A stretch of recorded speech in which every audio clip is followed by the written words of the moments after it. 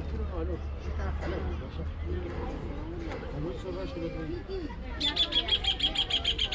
A Rayo le dije, tirale el 5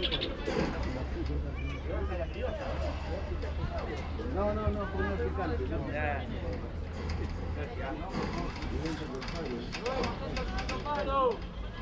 ¡Al segundo! Eso es igual a mi vida.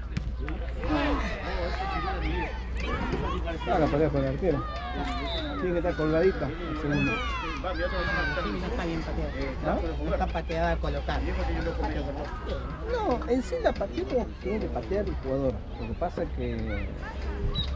Tiene que tener la picardía de patearle al otro palo. Exactamente, y más colgadita, porque el arquero no llega. Claro, más pícaro. Y por ahí un arquero... Vamos, Franco, presionen, presionen, vamos, Colo, ayuden, vamos. Lo que pasa es que encima el arquero tenía que estar parado en el segundo palo, estaba parado en el primer palo. Claro, así sí. El arquero se paró mal, entonces el otro sí o sí tiene que dar el segundo palo. Bueno, eso es lo que me echó todo una vuelta, ¿te acordás? Que el arquero de la barrera se puso toda la barrera. Claro.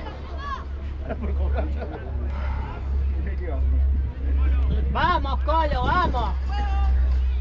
Vamos, Colo.